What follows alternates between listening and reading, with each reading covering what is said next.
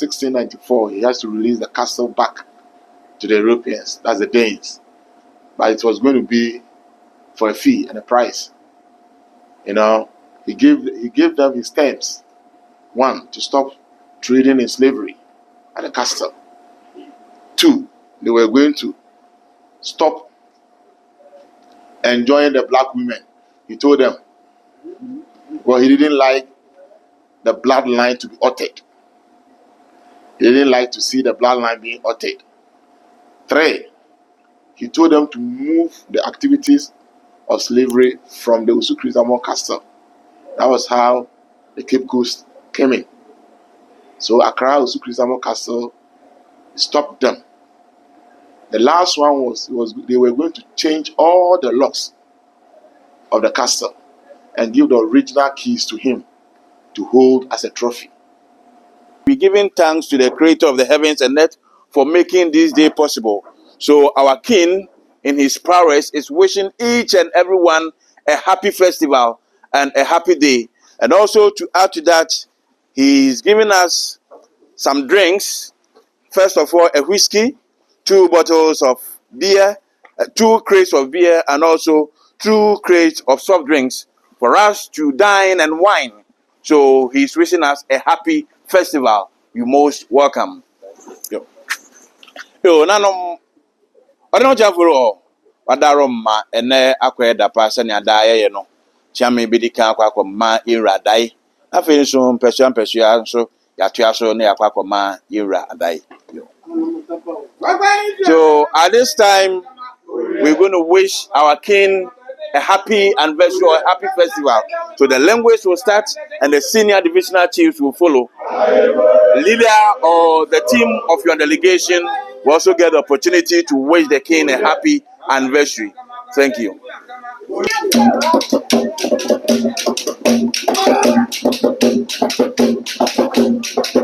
Nifa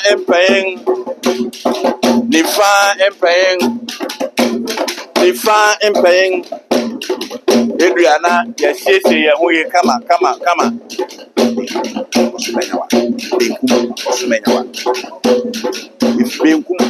Bekum empaying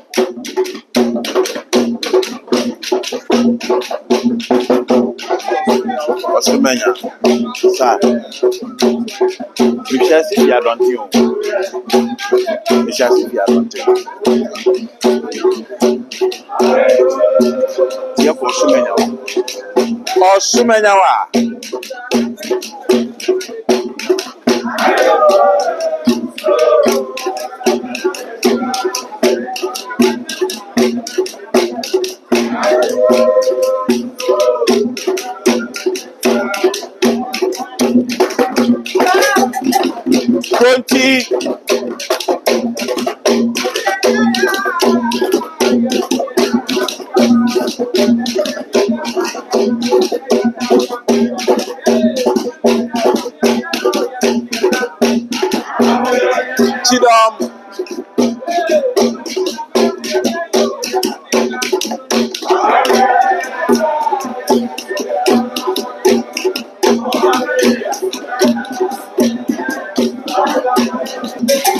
Wish the king a happy anniversary.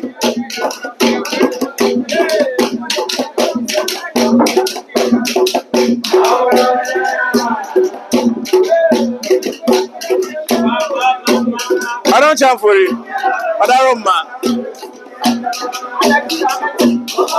Wait, Mato, no more for my we say, and Nana Budu.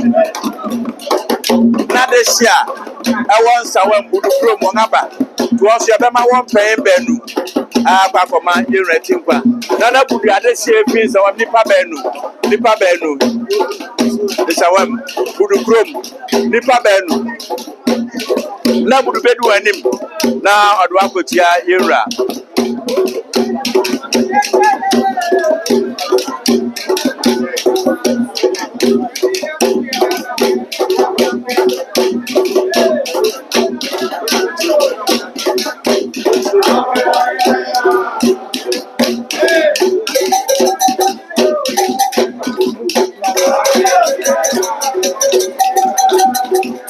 Ano Madaroma Nana Budu Nabusiafua Ewan Sawem Budu Krom Nana Budu Abusiafua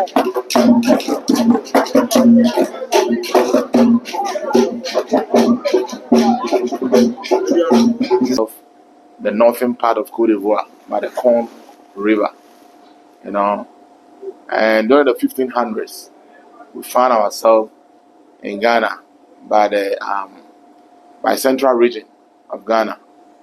You know, we moved. Every time Akwamus like to move because they don't like to serve anybody. They don't like to rub shoulders with anybody. We are distinct people. You know, the main attribute is we don't like to serve anybody. And you see it when you read our history. You know, we were warriors. We were traders. We like to control. You know, that was in our gene. And we despised, I wouldn't say slavery, but I mean, we despised oppression. You know, so when you read our history, from the year 1640 to the year 1710, you realize when we were expanding our frontiers, it was all about suppressing oppressors' rule. So when the Akwamus conquered the whole of the Ghana state, the Accra state, I mean the capital, where the capital is right now, it was all under the domain of the Akwamus by the year 1680. You know, that was when the Battle of Ayawa, so when Akwamus conquered the whole of the Ghana state. Akwamus realized, and the Europeans were trading at the 𝐊𝐤𝐴𝐻𝐿 castle. You know, and during the reign of King Yaa Ansaa Royal Family, his name was King Baswa. That was why I asked his name. Where did he get a Baswa from? You know, he is termed by the Europeans as the most genius king that ever lived among the Akwamus. He devised the method of fighting. Now, when you're going to fight, you have your frontier, you have your back. I mean, you have your left wing, you have your right wing, and you have your army commander who controls the whole army. You know, that was how we used to conquer the whole of the Accra state. So we decided to annex the castle too.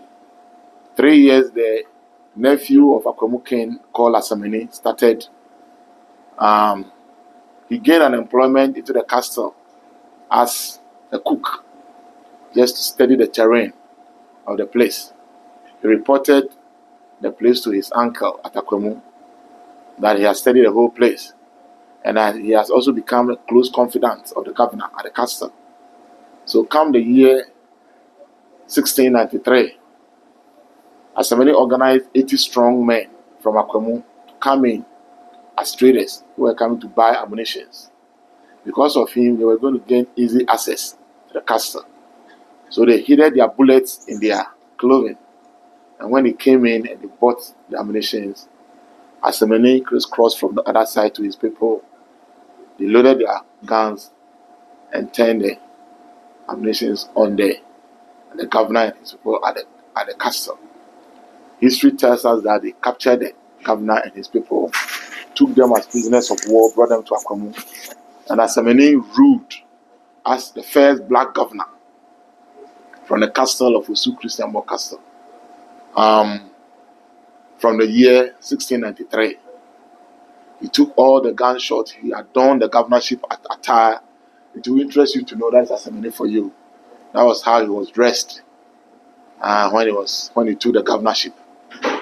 You know, after 14 good months, the king of Denmark, that's King Frederick of Denmark, since the Danes were the one who were controlling the castle, he sent his emissaries to the court of the Akwamu king to come and negotiate and plead for them to give the castle back to them, because that was where the Europeans were trading.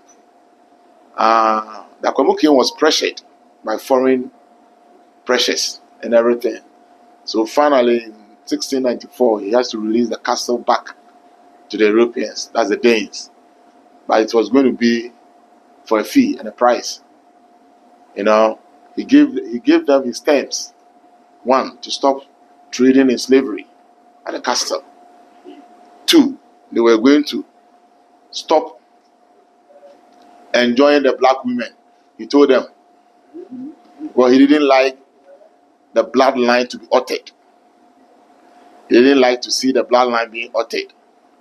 3, he told them to move the activities of slavery from the 𝐻𝐸𝐴 castle. That was how the Cape Coast came in. So Accra 𝐻𝐸𝐴 castle stopped them. The last one was they were going to change all the locks of the castle and give the original keys to him to hold as a trophy. So since the year 1694, the original keys of the 𝐻𝐸𝐴 castle has been in the abode of the Akwamu king. It has been passed on from my ancestors every generation, and now it is in me. It is my hands. Today we didn't open the museum. We would have been lucky to. Next time when you come, we'll show it to you. And also the original keys of the 𝐻𝐸𝐴 castle is here. So actually, when Akwamu was coming here during the 1730s, most of the royals and the nobles were captured and sold into slavery. They were sent into the Virgin Islands, the West Indies, to go and work on the cotton and sugar plantations by the Danes. It will interest you to Google it and you'll read it. That the insurrection of 1733 on the U.S. Virgin Islands was done by the Akwamus. About 150 Akwamus who were noblemen and royals who were captured and sold into slavery to go and work on the plantations, revolted against their slave masters and the plantation managers that they won't work, they won't serve. And so they caused a revolt. And that was the beginning of the emancipation of slavery.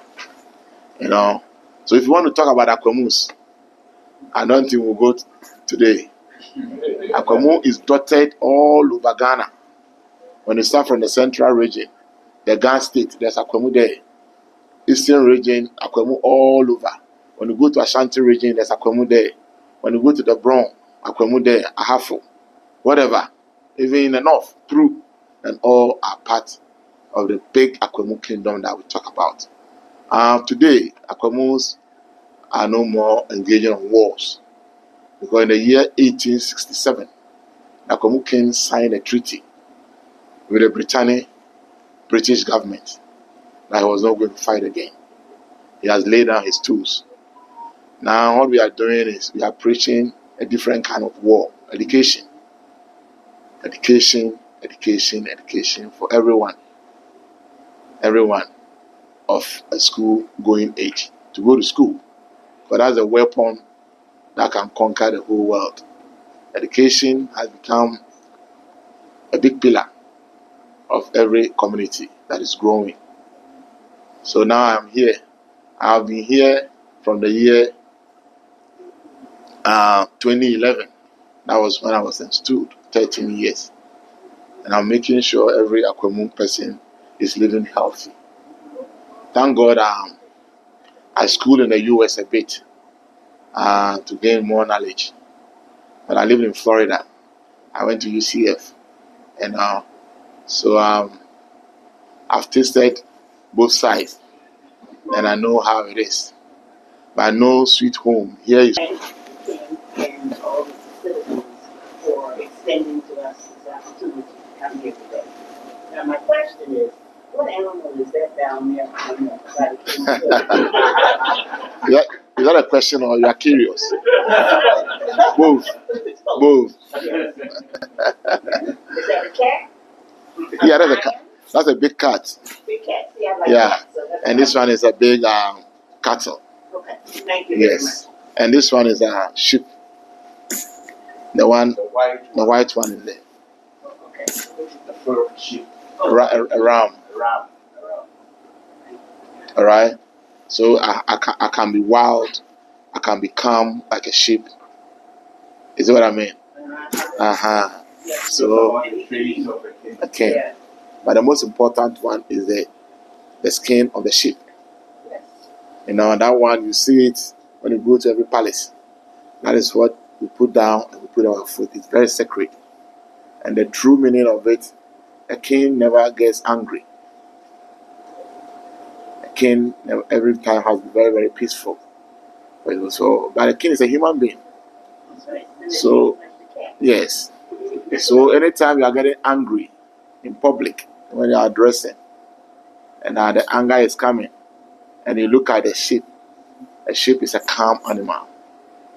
So that reminds you that you can never be angry.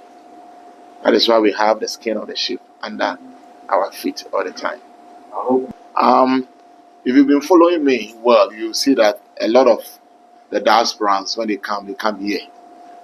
Because you see, like I said, during our passage to here, most of our people were captured into slavery.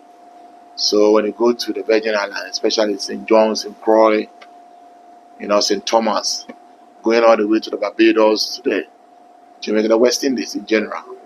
I've been invited a couple of times to the Emancipation Day that they celebrated out there.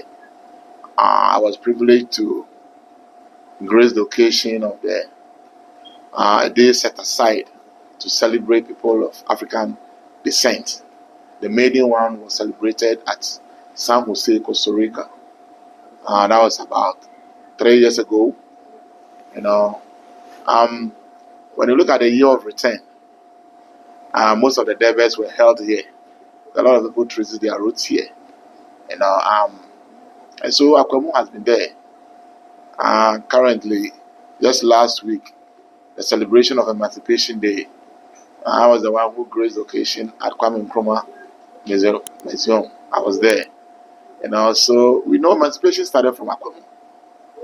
Asamani was the one who started liberating. And it's the history. I mean, you cannot take it away. It's a fact. Before Marcus Garvey and Padmore, they were okay. Asamani was there. He was the first black, African, who controlled the Christamore Castle, where everything was being done at the West Coast. And history tells us that he administered the place for 14 good months. Taking all the cannon shots, administering, dining with them. And if you have the privilege next time when you come to our museum, you see a lot of artifacts that was collected there. So Akwamu is always going to be linked to our black history, to how the whole thing started and how emancipation. And I'm telling you, it was that incident of insurrection of the 1733, that pushed the governor, Scotland, to declare emancipation at that time.